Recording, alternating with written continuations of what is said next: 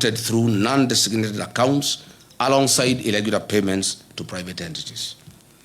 The functionless sheaf system was procured at a cost of 104 billion Kenya shillings, and an independent assessment of this system shows that it is worth 800 million, leaving theft and plunder of public resources of 103 billion Kenya shillings.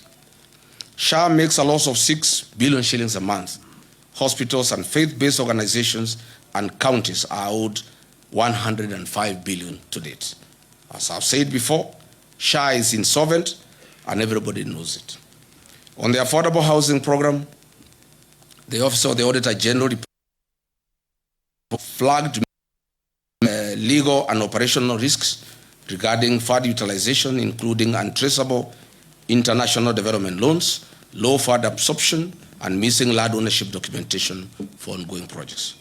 Further, the levies deducted from Kenyan pay slips are invested in a third-party financial service firm licensed by the Capital Markets Authority. How are their fees determined? How much has been paid out to date? What is his association with William Ruto? On the restoration of Nairobi rivers, Mr. William told Kenyans that on December 25, that Nairobi River will have fish.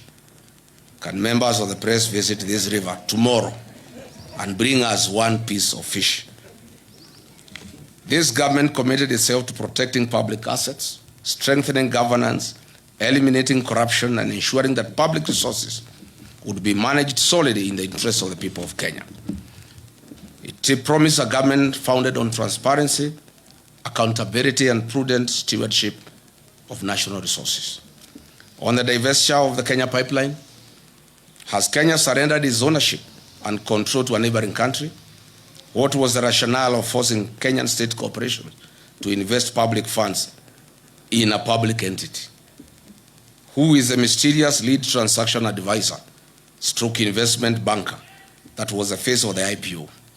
How did he acquire his Kenyan citizenship, and whose interest does he represent? Mr. William Ruto and Senator Aaron Cheriot must come clear on their relationship with investment. On the sale of government's equity stake in Safaricom to Vodacom at 204 billion Kenya shillings, it was a ripoff. Each share was grossly undervalued at 34 Kenya shillings.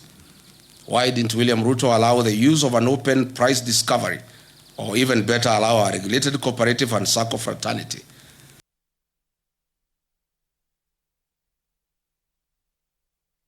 December 2025 buy out this stake? Aren't the cooperative society members hardworking, deserving Kenyans? What happened to Buy Kenya, Build Kenya? Or is it Buy Kenya, Build Ruto? Other national assets, such as the new KCC, Kenya Ports Authority, and Kenya Airways, have been strategically targeted for sale. What is the rationale of selling our heritage? Had hard-working Kenyans remit over 100 billion Kenya shillings monthly to the National Social Security Fund, NSSF. These funds now have been targeted for budgeted corruption and ring-fenced to fund infrastructural development projects, such as the Mau Summit Road, Twin Towers Commercial Building, and the Bombers of Kenya International Conference Center. Is this really prudent? Are our pensioner funds safe? What is the role of the mysterious dual citizen investment banker in structuring the fund management contracts issued by NSSF? The Communication Authority of Kenya, Universal Service Fund, has recently approved the transfer of 45 billion Kenya shillings to the National Intelligence Service, allegedly for the procurement of an ICT system whose market value is only 2.5 billion. This approval was given by the then chairperson of the Communications Authority in the hope that her business loan would be repaid from the proceeds.